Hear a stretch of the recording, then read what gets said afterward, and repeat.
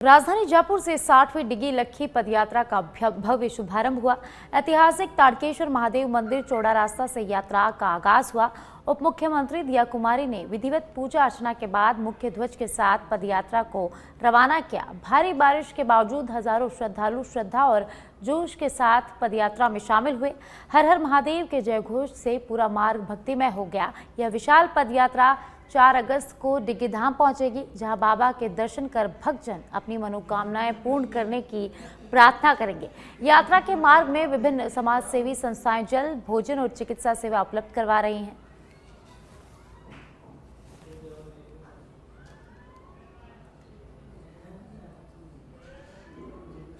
भीलवाड़ा के काछोला से खबर है, जहां भारी बारिश के चलते मकान जमींदोज हो गया है।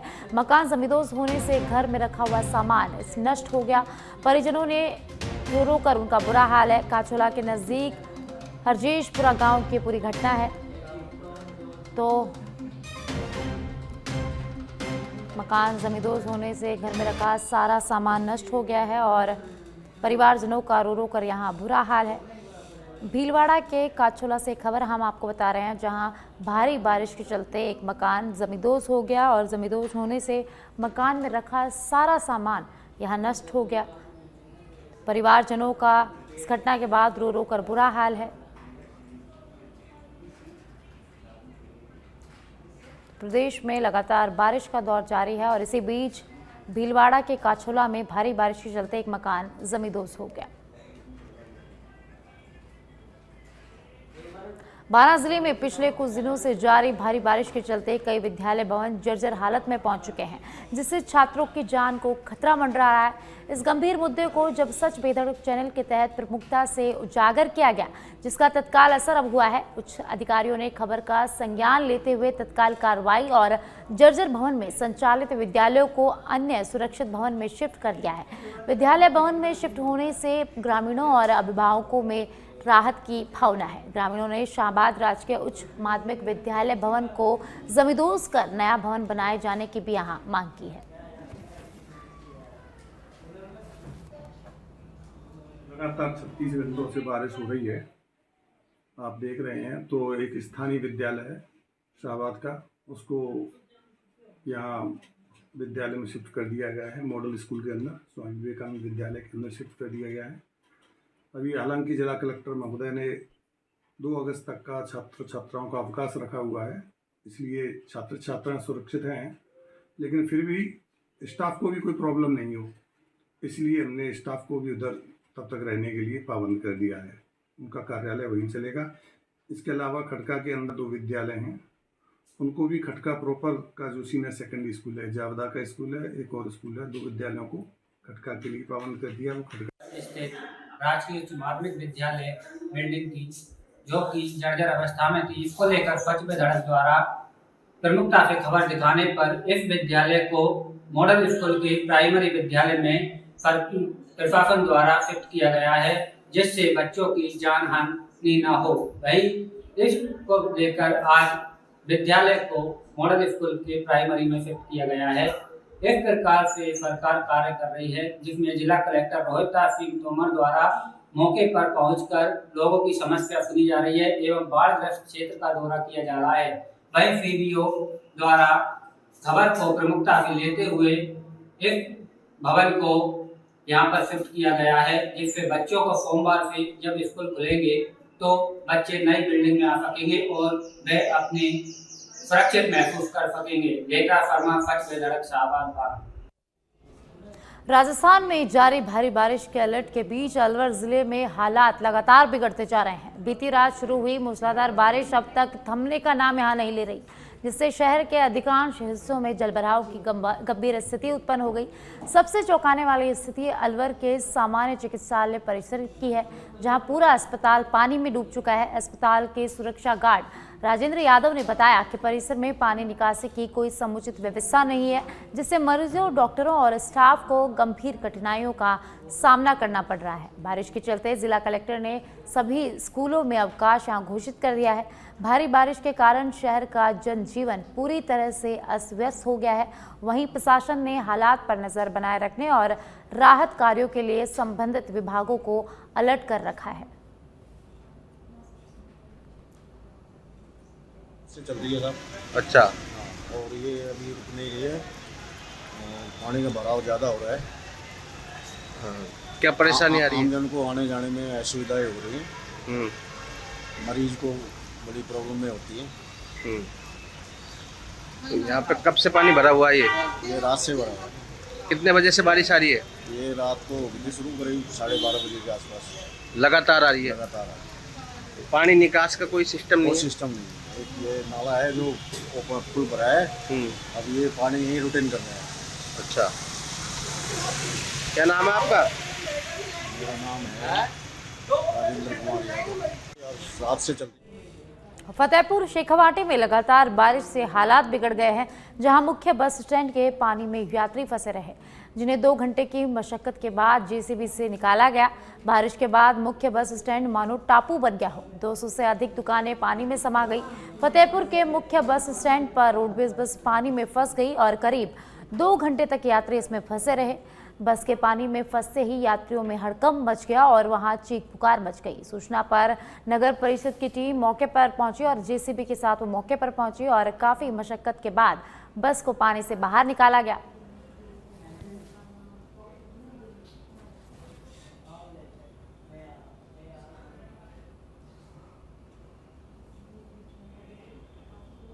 कोटपुतली के शाहजहांपुर टोल प्लाजा के पास बड़ा सड़क हादसा टल गया है। दरअसल कंटेनर चालक को नींद की झपकी आ गई और कंटेनर अनियंत्रित होकर बरसाती नाले पर बने छोटे पुल पर जाकर लटक गया, जिससे हाईवे पर कुछ देर के लिए यातायात प्रभावित हुआ। वहीं हाईवे पेट्रोलिंग टीम ने मौके पर पहुंचकर राहत कार्य शुरू कर कंटेनर को हटवाया।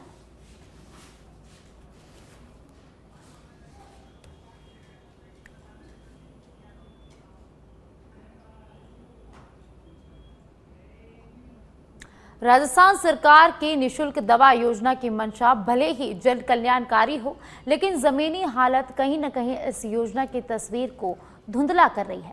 बागोड़ा सामुदायिक स्वास्थ्य केंद्र इसका ताज़ा उदाहरण है। अस्पताल में दवाइयों का स्टॉक तो है, पर उन्हें बांटने वाला यहाँ कोई नहीं है। अस्पताल में कार्यरत फार्मासिस्ट को किसी अन्य स्थान पर डेपुटेशन पर भेज दिया गया है और नया फार्मासिस्ट अभी तक तैनात नहीं हुआ है। इस कारण मरीजों को फ्री दवाइयाँ उपलब्ध नहीं हो पा रही हैं। मजबूरी में उन्हें महंगी दवाइयां बाहर के निजी मेडिकल दुकानों से खरीदनी पड़ रही हैं। डॉक्टरों की मौजूदगी से मरीजों का परामर्श तो मिल रहा है, लेकिन दवाओं के बिना इलाज अधूरा है। मरीजों और ग्रामीणों ने प्रशासन से मांग की है कि फौरन फार्मासिस्ट की नियुक्ति की जाए और डिप्लॉयड स्टाफ को वापस बुलाया जाए, ताकि फ्री मेडिसिन योजना का लाभ वास्तव में जरूरतमंदों तक पहुँच सके।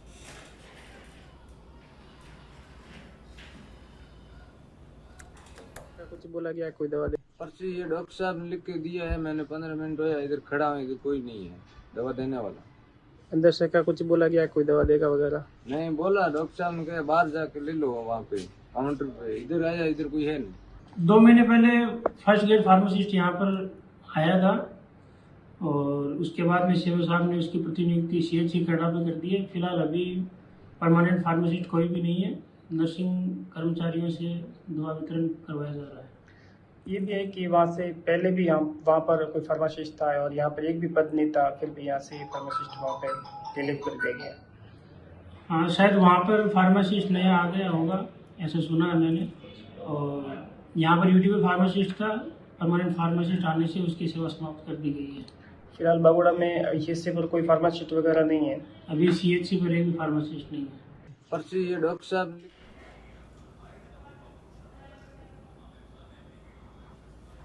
और ज़्यादा जानकारी के लिए मेरे सहयोगी नरपत मेरे साथ जुड़ गए हैं। जानकारी उनसे लेते हैं। नरपत, ये CHC में कब से फार्मासिस्ट की तैनाती नहीं है, कब से ग्रामीणों को यहाँ इस परेशानी का सामना करना पड़ रहा है? जी साक्षी, बताना चाहूँगा, ये बागोड़ा प्राथमिक स्वास्थ्य केंद्र से सामुदायिक स्वास्थ्य केंद्र में प्रमोशन हुआ है इसका। उसके बाद में लगातार ये समस्या आ रही है। कुछ समय तो यहाँ पे डॉक्टर भी नहीं थे, लेकिन जैसे ही डॉक्टरों की यहाँ पे नियुक्ति की गई उसके बाद में फार्मासिस्ट की कमी थी, तो सरकार ने यहाँ पे स्वीकृति जारी की और फार्मासिस्ट को लगा दिया। लेकिन 2-3 दिन तक फार्मासिस्ट ने यहाँ पे ड्यूटी ज्वाइन करने के बाद उसको डेपुटेशन पे काटा वापस लगा दिया CMSO ने, जिसके चलते अभी जो यहाँ पे आने वाले मरीजों हैं उनको दवाइयों का जो है लाभ नहीं मिल रहा है। सरकार एक तरफ फ्री में दवाई वितरण कर रही है, लेकिन अगर बागोड़ा की बात करें तो उन दवाइयों को वितरण करने वाला ही नहीं है, तो फिर कैसे फायदा मिलेगा। इसके चलते ग्रामीणों को आसपास के निजी अस्पतालों की शरण लेनी पड़ती है और वहां पे मजबूरी में उनको इलाज करवाना पड़ रहा है। तो क्या विभाग को इस बात की जानकारी है कि यहाँ पे जो मरीज है, ग्रामीण है, वो महंगी दर पर बाहर से दवाइयाँ खरीद रहे हैं, बाहर के मेडिकल से उन्हें दवाइयाँ खरीदनी पड़ रही है, तो इस पे विभाग क्या जवाब दे रहा है, या उनसे बात हुई हो आपकी तो उनका क्या कहना है? नहीं, वो कह रहे हैं कि हमने आगे उच्च अधिकारियों को अवगत करवाया है कि भाई हमारे बागोड़ा में फार्मासिस्ट की कमी है, इसको जल्दी फार्मासिस्ट लगाया जाए, ये आश्वासन मिल रहा है। लेकिन जब सरकार को इसे जानकारी है कि फार्मासिस्ट नहीं है, फिर भी डेपुटेशन पर लगाना, ये कहीं न कहीं उच्च अधिकारियों की अनदेखी के यहाँ भी सरकार इस ऐसे मामलों में अनदेखी कर रहा है।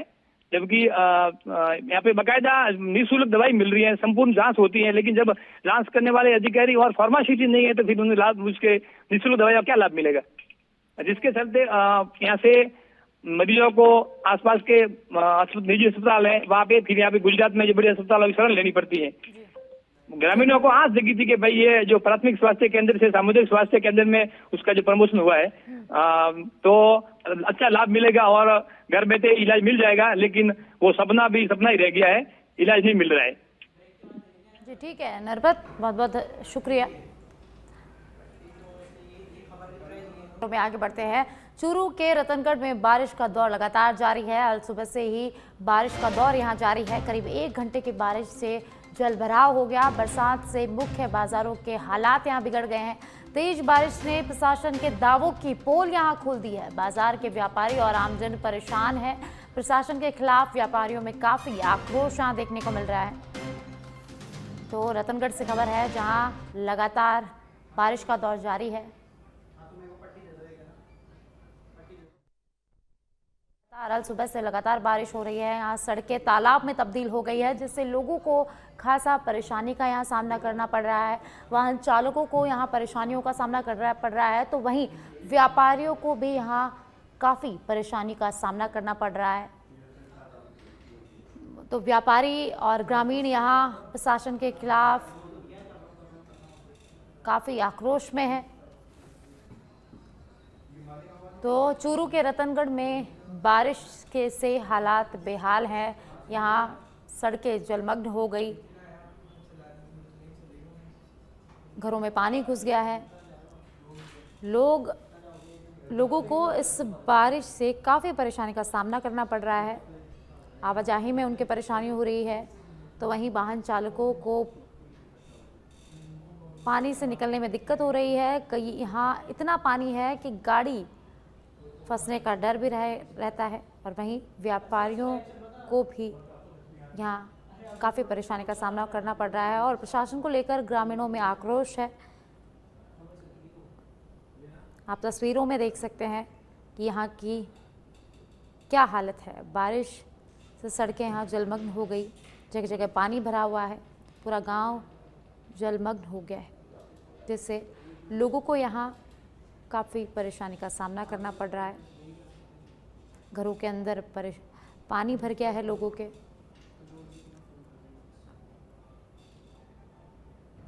तो चूरू के रतनगढ़ में भारी बारिश के चलते हालात ख़राब है। यहाँ आज सुबह से ही लगातार बारिश हो रही है, जिससे सड़कों पर पानी भर गया है, घरों में पानी भर गया है, और यहाँ सड़कें तालाब में तब्दील हो गई है। लोगों को यहाँ खासा परेशानी का सामना करना पड़ रहा है। पानी को देखते हुए व्यापारियों में रोष है, और व्यापारियों में प्रशासन को लेकर काफ़ी आक्रोश यहाँ देखा गया। और करीब 1 घंटे की बारिश से यहाँ ये जलभराव हो गया।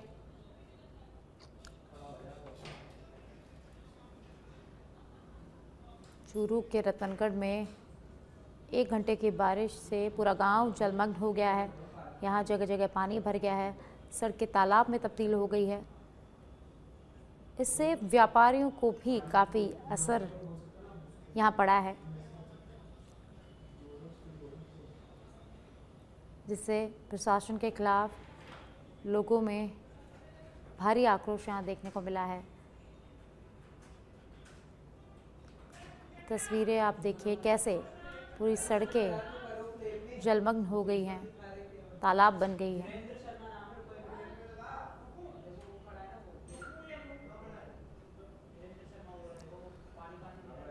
तो रतनगढ़ में भारी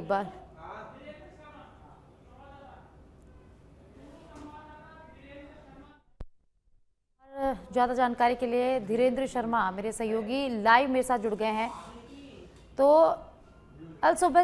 धीरेन्द्र, सुबह से ही यहाँ बारिश हो रही है और करीब 1 घंटे की बारिश में ये हालत पूरे रतनगढ़ की बना दी है। को बताना चाह रहा हूँ कि तेज बारिश में प्रशासन की पालिका की पोल खोल के रखी है और पिछले दिनों में करीबन 34 करोड़ रुपए का बजट पास हुआ था और बजट पास होने के बाद भी ड्रेनेज व्यवस्था फेल नजर आ रही है यहाँ पर। और प्रशासन की गाड़ियां जैसे ही निकलती है व्यापारियों को नुकसान होने की प्रबल संभावना रहती है, फिर भी प्रशासन की तरफ से किसी प्रकार का कोई अलर्ट नहीं है। चारों बाजारों में आप देख सकते हैं किस प्रकार पानी भरा हुआ है।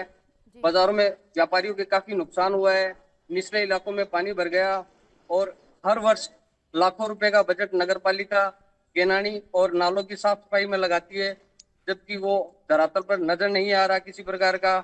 आप देख सकते हैं चारों तरफ बाजारों में किस प्रकार क्या हालात है। तो प्रशासन को क्या इस स्थिति के बारे में अवगत कराया? उनका अभी इस स्थिति को लेकर क्या कुछ कहना है प्रशासन का?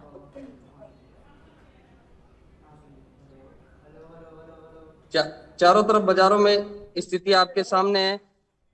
नगर पालिका की जो सफाई व्यवस्था है उसकी 1 घंटे की तेज बरसात में पोल खोल के रख दी है और आप देख सकते हैं रात्रि से 12 बजे से बरसात चालू है और सुबह 5 बजे हुई, 5 बजे रुक गई थी बरसात, उसके बाद में भी अभी तक पानी निकासी नहीं हुई। आप देख सकते हैं चारों बाजारों की हालत में। मुख्य घंटाघर के पास में जो मुख्य चौराहा है वहां पे खड़ा हूँ, चारों बाजार की हालत आपको दिखा रहा हूँ। चारों बाजारों में स्थिति एक जैसी है। ठीक है, धन्यवाद धीरेन्द्र।